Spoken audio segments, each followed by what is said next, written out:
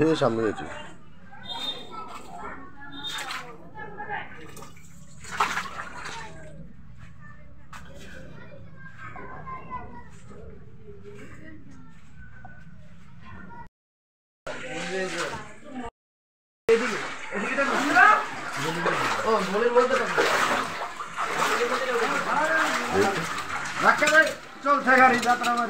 ले हलवा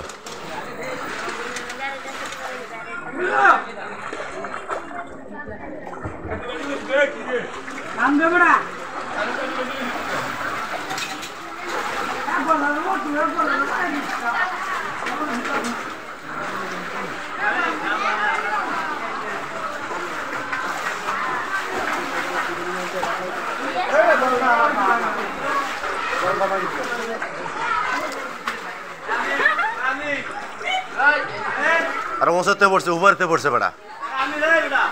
উপরেতে পড়ছে দেখ খেয়াল করছ না তুই ওই উপরেতে পড়ছে ওই দেখ ওই এবার তুই কস কি হ্যাঁ নাউজুবিল্লাহ তুই কস কি হ্যাঁ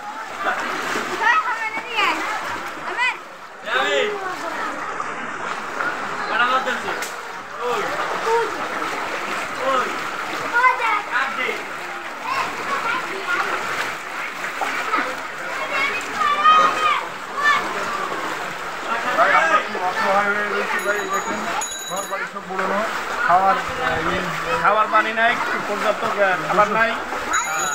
বন্যায় ভাসতেছি একটু দেখেন নিকেতন সোসাইটির অবস্থা এই দোকানপাটগুলো এর ভিতরে বহুত টাকা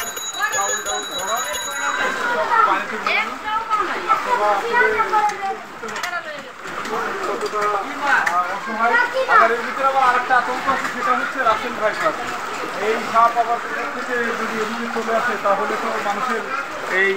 মানে এক কথাই গ্রাম অঞ্চলে বলে হচ্ছে মরার উপরে খাড়ার ঘা যেটা আর কি তো এখন পানি কিছুটা নামলে হোক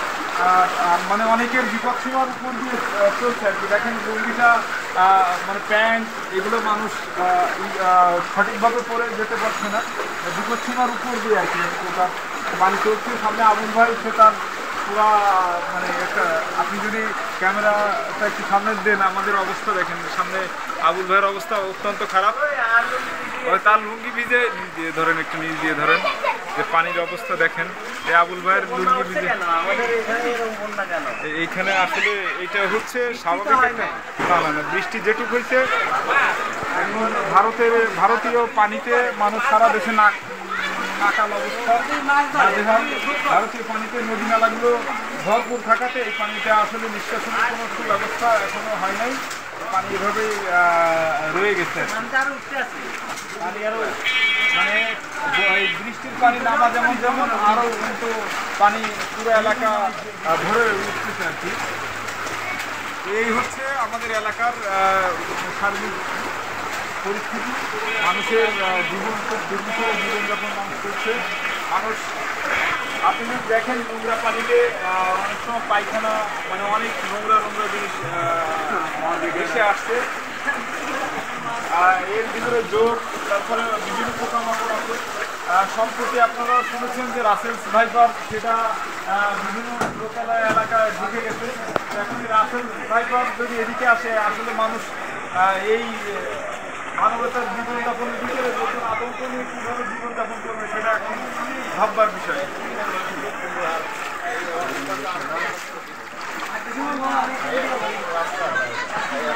গেছিলেন স্যার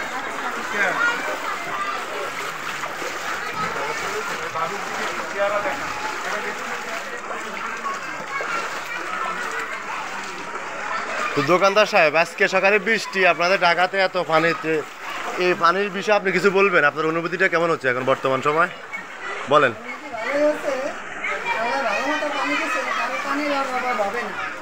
সরকার পানির বিল বেশি নেয় কিন্তু আল্লাহ দান করে দিচ্ছে যত পারেন খান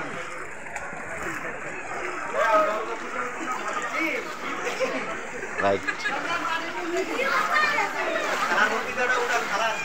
হ্যাঁ না, খালারটা উঠেলে অসুবিধা।